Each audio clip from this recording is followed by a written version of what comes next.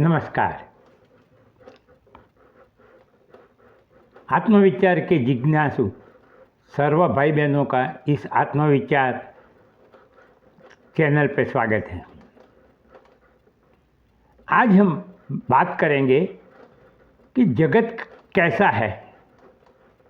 जगत कैसा है मतलब कि जगत का स्वरूप कैसा है। वास्तव में जगत है कि नहीं, उसके बारे में आज हम चर्चा करेंगे। और उसके लिए हम उपनिषदों में, वेदांत में जो लॉजिक लगाया है वही लॉजिक का उपयोग करेंगे और उसी से जानने की कोशिश करेंगे कि जो हम पांच इंद्रिय मन बुद्धि से जो भी कुछ जानते हैं वो वास्तव में अस्तित्व रखता है कि नहीं रखता है। हम देखें तो पूरा जगत, पूरा संपूर्ण जगत की कोई भी वस्तु जो कि पांच इंद्रियों मन बुद्धि से देखी जाती है और अनुभव की जाती है, वो क्षण विकार के अधीन है। क्षण विकार तो आप जानते ही हैं कि जन्म, विकास, आगे बढ़ना, क्षीण होना, रोग लागू पड़ना और मृत्यु। Birth, growth, existence, decay, disease and death, ये क्षण विकार कहे जाते, उसके अधीन है। तो अब हमें ये देखना है कि ये जो पूरा जगत क्षण विकार के अधीन है, तो उसको हम कैसे जाने कि वो सत्य है या मिथ्या है। पूरा जगत विकारी विनाशी है और विकारी विनाशी है, इसके लिए इसका कोई कारण, कॉज होना चाहिए कि जिसमें से वो कार्य रूप से उत्पन्न होता है। जैसे कि मिट्टी का घट मिट्टी में से उत्पन्न होता है और अंत में नष्ट भी हो जाता है, वो सनातन शाश्वत नहीं है।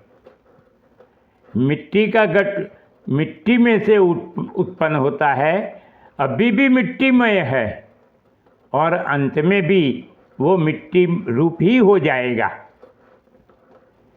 मतलब मेरा कहने का मतलब ये है कि जो भी वस्तु उत्पत्तिवान, नाशवान है, उसका कोई न कोई कारण होना चाहिए और होता ही है। तो हम उसकी तरफ से दूसरी बात ये भी समझे कि मिट्टी के घट का कोई स्वतंत्र अस्तित्व नहीं है। जो मिट्टी का अस्तित्व है वही अस्तित्व घट के अस्तित्व के रूप में हमको दिखता है पांच इंद्रियों मन बुद्धि से।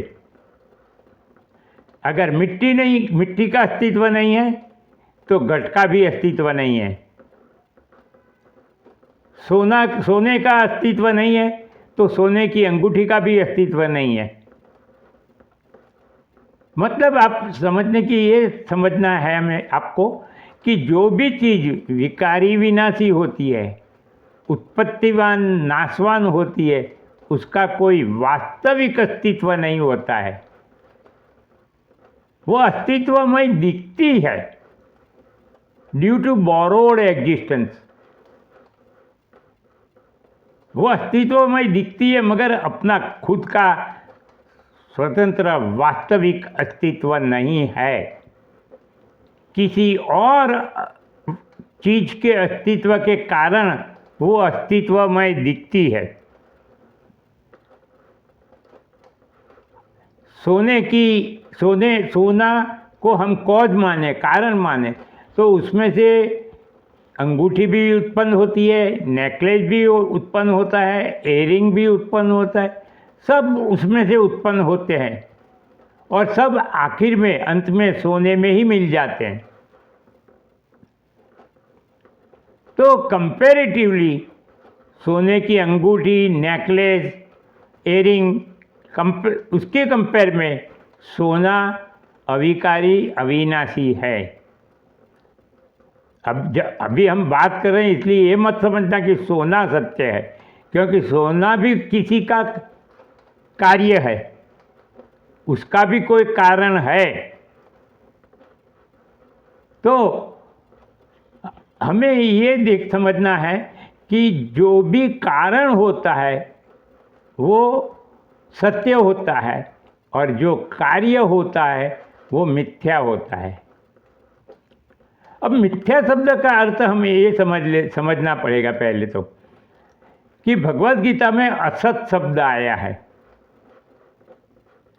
तो हम उसके बारे में थोड़ी चर्चा कर ले, बाद में तो करने वाले हैं कि सत यानी कि सत्य के दो अर्थ होते हैं, एक है सत्य और एक है अस्तित्व।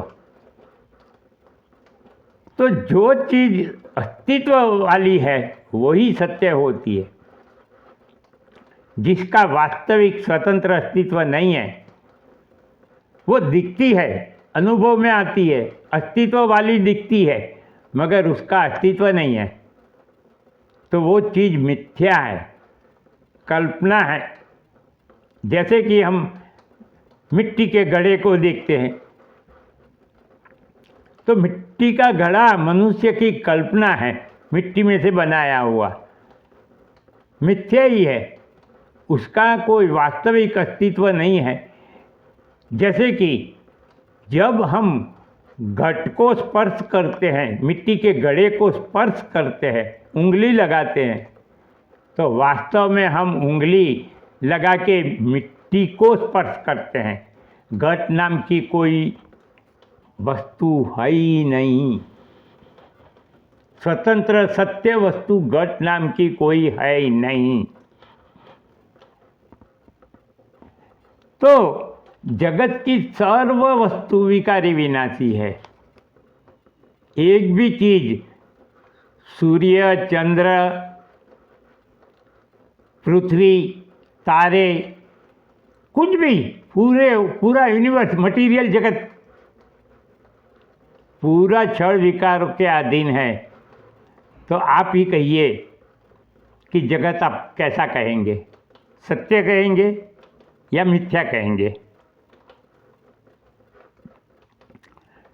अब सवाल ये रहा कि अगर सब कुछ विनाश हो जाता है तो फिर एक दिन ऐसा आएगा कि सृष्टि भी संपूर्ण खत्म हो जाएगी, मगर ऐसा नहीं होता है।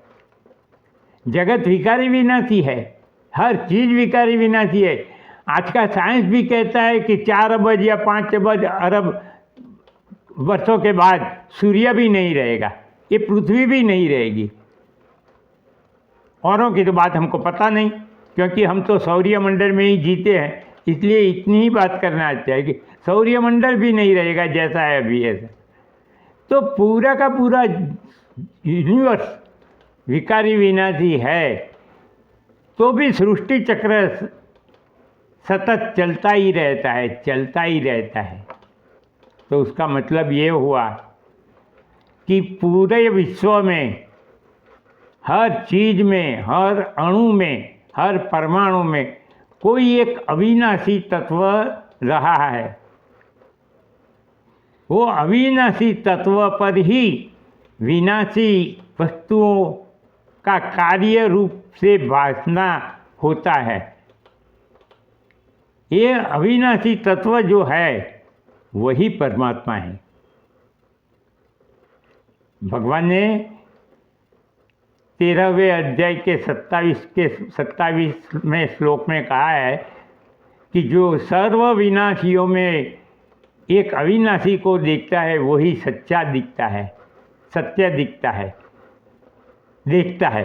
तो आप समझिए कि पूरे विश्व में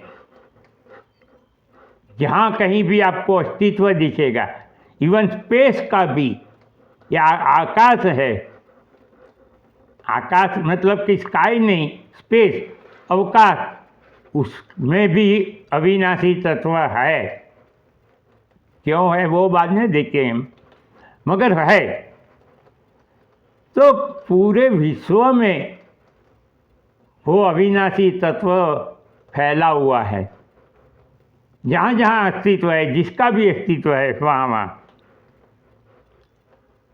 क्योंकि अगर वो अविनाशी तत्व नहीं है तो विनाशी वस्तुओं का उत्पन्न होना, नाश होने का जो हमको आभास होता है वो नहीं होगा, और पूरी सृष्टि खत्म हो जाएगी। मगर ऐसा नहीं होने वाला है। सृष्टि एक या दूसरे रूप से, नाम रूप से आती रहेगी, जाती रहेगी, मगर उसका संपूर्ण अभाव तो कभी नहीं होने वाला है।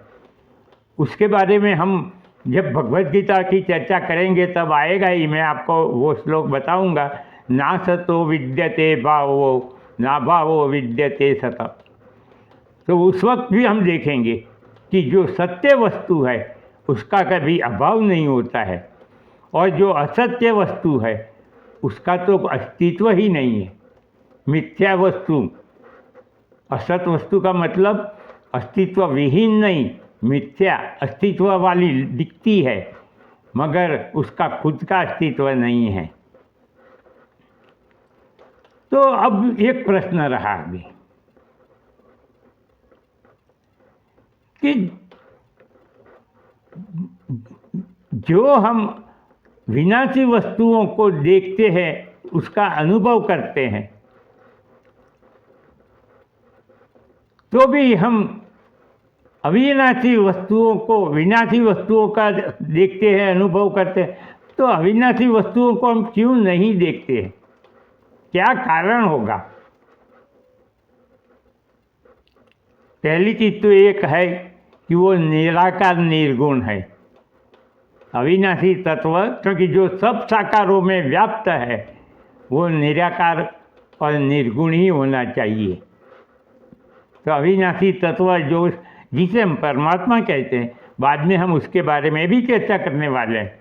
आप अगर मेरे साथ रहोगे, मेरी बातें सुनने में आप इंटरेस्ट बता के, सब्सक्राइब करके इंटरेस्ट बताओगे, तो मैं बहुत कुछ कहूँगा जो आपने सुना तो सोचा तो नहीं होगा, ऐसा नहीं, सुना भी नहीं होगा। आपको सुनने में भी नया नया मिलने वाला है। तो मैं आप सबसे विनती ये करता हूँ कि आप इस चैनल को सब्सक्राइब करिए।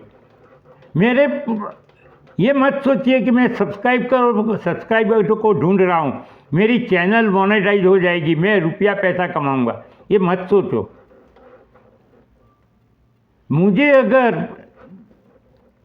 कमिटेड, सही में आत्मज्ञान के जिज्ञासु हो, ऐसे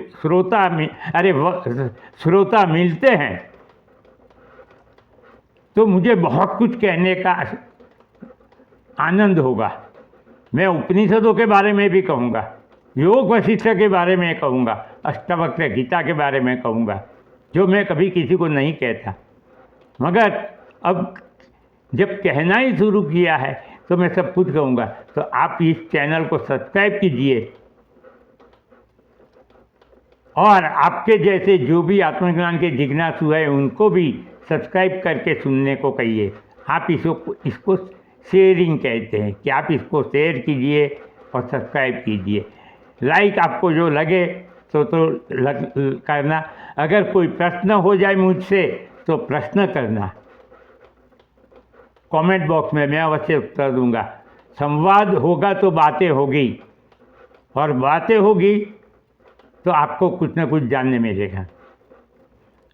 तो अब हम आगे बढ़ते हैं कि हमने ये सिद्ध किया कि जो विकारी विनाशी उत्पत्तिवान नाशवान वस्तु है वो सब मिथ्या ही है, असत्य ही है, और जगत तो पूरे का पूरा नाशवान और उत्पत्तिवान नाशवान है।